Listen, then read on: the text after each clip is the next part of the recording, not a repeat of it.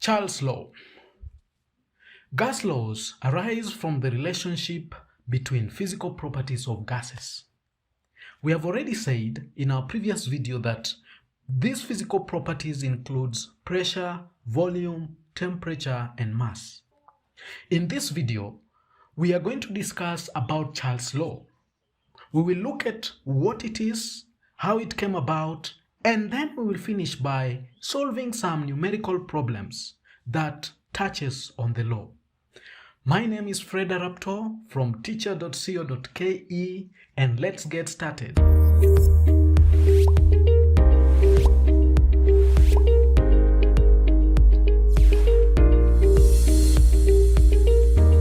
In our previous video lesson, we stated that Boyle's law involved the relationship between pressure and volume when mass and temperature were kept constant. We said that according to Boyle's, pressure was inversely proportional to volume, and then we got a relationship that P1 times V1 equals to P2 times V2, where P1 is the first pressure, V1 is the first volume, P2 is the second pressure, and V2 is the second volume. Charles' law, however, describes the relationship between volume and temperature and keeping mass and pressure constant. Before we look at the critical relationship of Charles' law, let's first move back into some history. In the year 1787, a French scientist who is also an inventor and a balloonist by the name Jacques Charles carried out an experiment to describe the relationship between volume and temperature. What he did was that he found out that the volume of different gases would increase by equal volume when subjected to a rise in temperature. Charles conducted his experiment on 5 balloons. He realized that when the temperature of the balloons were raised, the volume of each increased by an equal amount. Charles' discovery remained unknown until the year 1802 when it was officially published. His experiments proves that volume of a fixed mass of a gas is directly proportional to its absolute temperature as long as the mass is constant and pressure also remains constant.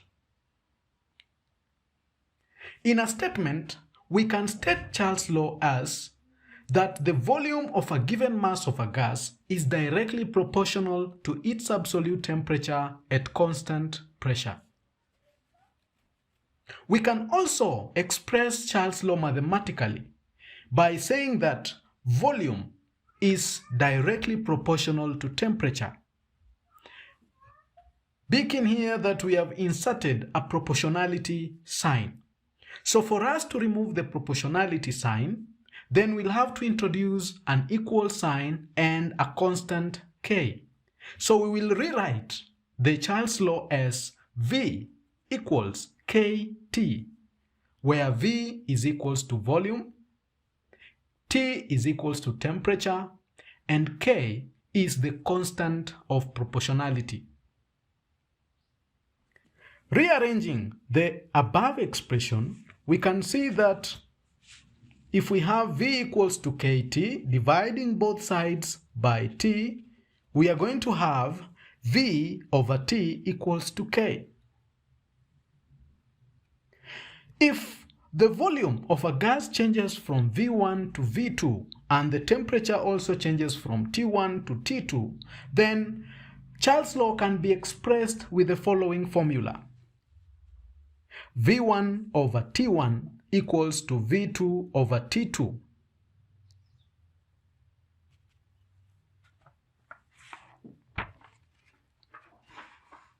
Graphically, if we have a graph as shown below, where on the y-axis we have volume and the x-axis we have temperature in degrees Celsius, according to Charles' law or experiments, it has been found out that the line drawn is a straight line with a positive gradient, and that if you extrapolate this line such that it intercepts the x-axis, the point where the line intercepts the x-axis, the values obtained is around negative 273 degrees Celsius. And where the line intercepts the y-axis, we always take that to be around 273 of any given pair of values that you use. From the above graph, it is implied that a fixed mass of a gas expands or contracts by 1 over 273 of its volume at 0 degrees Celsius for each degree Celsius rise or fall in temperature. For example, if we take 273 cubic centimeters of a gas at 0 degrees Celsius, its volume will rise or fall in temperature. This means at negative 1 degree Celsius, the volume of the gas will be 272 cubic centimeters. At negative 2 degrees Celsius, the volume will be 271 cubic centimeters, and so on. This means that if the temperature falls to negative 273 degrees Celsius, then the gas volume will be 0 cubic centimeters, or simply it will disappear. In reality, this is not possible since the gas will have turned into a solid. This temperature of negative 273 degrees Celsius, at which the gas occupies 0 volume, theoretically, is called absolute zero. So it is this absolute zero that we are able to obtain the absolute temperature scale, or simply the Kelvin temperature scale. By default, the unit for the temperatures on the absolute temperature scale is called the Kelvin, symbolized as capital K. With that information, we can now be able to convert the temperature on the Celsius scale to absolute scale, that is into Kelvin, by simply adding 273. If we also want to convert from absolute scale in Kelvin to Celsius scale, then we simply subtract 273. Let's use some examples to make this clear. Suppose we are asked to convert the following temperatures to absolute scale.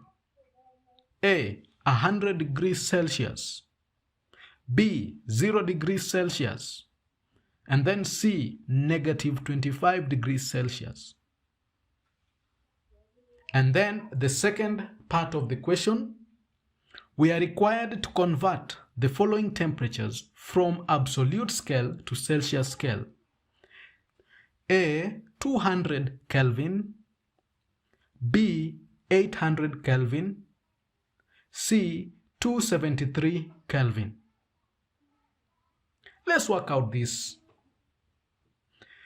The first one required us to convert the temperatures to absolute scale. So let's start with our 1A, 100 degrees Celsius. As we have already said, to convert from degrees Celsius to Kelvin scale, we simply add 273. So 100 degrees Celsius will be 100 plus 273, giving us 373 Kelvin. On 1B, 0 degrees Celsius, we will add 273 and we will get 273 Kelvin. On 1C, negative 25 degrees Celsius, we will simply add 273 to negative 25. That brings 248 Kelvin. On the second part of the question on converting temperature scales from absolute scale to Celsius scale, as we have said, we simply subtract 273. So starting with 2A, 200 Kelvin, we subtract 273. And when we do that, we get negative 73 degrees Celsius. On part B, 800 Kelvin, subtracting 273, we get 527 degrees Celsius. And then the last one, C, 273 Kelvin, if we subtract 273, we get 0 degrees Celsius. Now you can always pause the video at any point so that you can work them out. You can try also more questions from your past papers or look on our site at Teacher.co.ke for more examples on the topic. Having looked at the Charles law, we said that at constant pressure, if the volume of a fixed mass of a gas changes from V1 to V2 and pressure from P1 to P2, then the above pairs of values can be expressed as V1 over T1 equals to V2 over T2. This is me implying that V1 is volume 1, V2 is volume 2, T1 is temperature 1, and T2 is temperature 2. Let us work out some questions involving Charles' law. We can write these questions down and then try them, or as they are projected on the screen. Question 1. A gas occupied 450 cubic centimeters at 25 degrees Celsius. What volume will it occupy at 177 degrees Celsius if pressure is kept constant? Pause the video to work it out. The solution. As we have already said that if you want to work out such questions, then try to extract values as you read the question. Let's go through the question as we extract. A gas occupied 450 cubic centimeters. So 450 cubic centimeters is our V1. We write it down. At 27 degrees Celsius. So that is our T1. We write that down. And then what volume will it occupy? What volume? That is our volume 2, which we are searching, question mark. If pressure is kept constant at 177 degrees Celsius, 177 degrees Celsius becomes our T2. We write that down. If pressure is kept constant. So one thing to note in such questions, ensure that you are dealing or working with temperatures in SI units. So we'll have to convert the temperatures from degrees Celsius to Kelvin. So starting with our T1, 27 degrees Celsius to Kelvin scale, we simply add 273 and that gives us 300 Kelvin. Our T2, which is 177, also we add 273 and we get 450 Kelvin. Now, let's come back and solve this. We have already said that from Charles' law, V1 over T1 equals V2 over T2. So substituting the values, our V1 is 450 cubic centimeters. We divide by our T1, which is 300 Kelvin, equals our V2, which we don't know, so we write V2, over our T2, which is 450 Kelvin. So if we want to remain with V2, we will have to multiply both sides by 450 Kelvin and the other side by 450 Kelvin. So 450 Kelvin and 450 Kelvin cancels out. Then we have our V2 as 450 Kelvin times 450 cubic centimeters over 300 Kelvin. If you compute this into your calculator, the answer should come as 675 cubic centimeters. Question 2. 500 cubic centimeters of carbon 4 oxide gas at 0 degrees Celsius was transferred into a cylinder at -4 degrees Celsius. If the capacity of the cylinder is 450 cubic centimeters, explain what happened. Now, before starting to work out the problem, you can see that this question wants an explanation. But how can we have the explanation? We have to work out and find out what is missing and then solve it. So let's try to extract some values. Let's read through the question. 500 cubic centimeters of CO2. So 500 cubic centimeters becomes our V1. At 0 degrees Celsius, that is our temperature 1. 0 degrees, temperature 1. Let's convert it to Kelvin scale. So we add 273. We get 273 Kelvin. Was transferred into a cylinder at -4. So our new temperature, T2 is -4. We add 273. We get 269 Kelvin. And then if the capacity of the cylinder is 450 cubic centimeters, so this is not our volume. It is simply the capacity. So we don't know the new volume. So our V2 is missing. So we have to find out V2, compare it with 450 centimeters cubed, and then tell if whatever is happening is real or not, or will there be an extra volume of a gas that will be left out, or will all of it get into the cylinder? So from Charles' law, we have seen that V1 equals, from Charles' law, we have said that V1 over T1 equals V2 over T2. Substituting the values, V1 equals 500 cubic centimeters, divide by T1, which is 273 Kelvin, equals to V2, which we don't know, divide by T2, which is 269 Kelvin. So making V2 the subject, as we have done previously, multiply by both sides by 269 by 269. So 269 Kelvin cancels out with 269 Kelvin. And then when you solve that, we simply get 492.674 cubic centimeters. So this is our new volume 2. Now, let's compare this new volume with the capacity of the cylinder. So the capacity is 450 cubic centimeters, but the new volume of the gas is 492.674. So if you compare the two volumes, the capacity is less than our new volume by around, subtracting this from that, you get 42.67 cubic centimeters. So if we are to put into the cylinder all the gas, then it's not possible.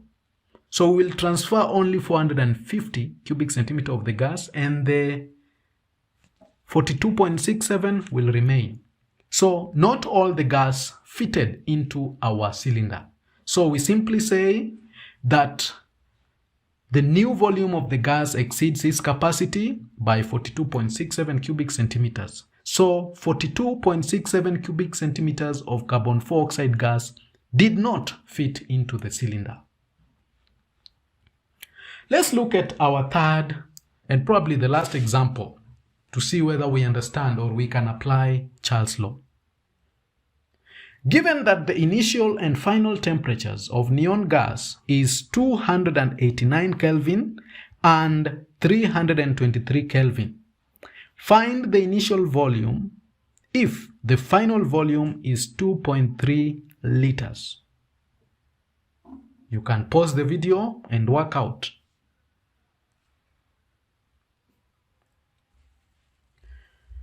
Solution. As we have said that to work out this problem, let's extract the values. Let's read through again. So we are saying that given that the initial and final temperatures, so our initial temperature T1 is 289 Kelvin, and then final temperature T2 is 323 Kelvin.